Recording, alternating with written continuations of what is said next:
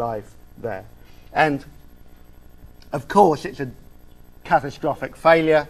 Only 6.5 million visitors attend it throughout the whole of the year of 2000. That's almost half of the numbers of people who attended the Festival of Britain that lasted for 6 months less. It lost a heap of money, and the very structure of the exhibition speaks to this neoliberal restructuring of economic and political and social life.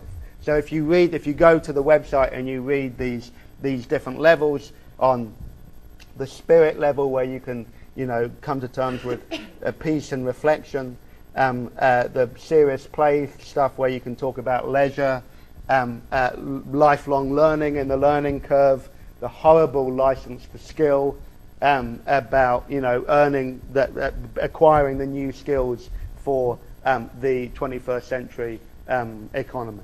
So in many ways, what the Millennium Dome experience is doing is projecting a new type of economic world and how it is that Britain will be inserted into it. In many ways, it stands as good a monument to neoliberalism as the Great Exhibition did to liberalism in 1851, or the Festival of Britain to social democracy. But if you want anything more than that bones, you're going to have to read the wiki site, which is actually the best thing I can find on the Millennium Dome. So, are you ready? Take a deep breath. This is it. The conclusion to end all conclusions. So I called this lecture Thatcher, Blair and the Return of Liberalism ? But I'm not really saying that in the 21st century we've gone back to the future. Okay? What I've been trying to say to you is that the type of neoliberal consensus that we live under today, because it's of course no less apparent in the US and in California than it is in Britain, was the product of the very history that we've spent this entire semester talking about. That is to say that it displaces a social democratic system that had in many ways displaced the liberal system that had emerged to displace the 18th century ancien regime.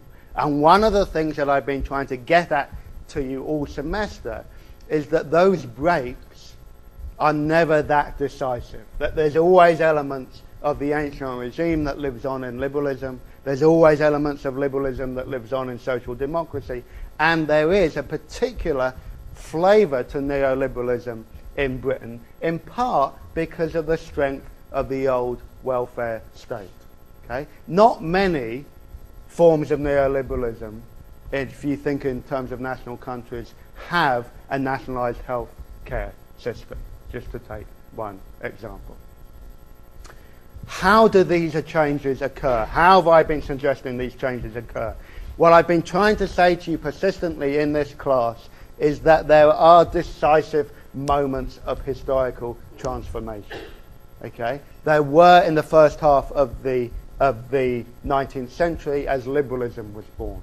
There were in the economic crises of the 1870s and the 1920s a moment in which liberalism in Britain was reconfigured, and of course the cataclysm of the 1940s produced across the world different investments in social democratic management, just as the crisis of the 1970s, the global economic crisis of the 70s, led to the emergence of neoliberalism. So what I've been trying to say to you is, from the 1870s, you have a connected type of global economy.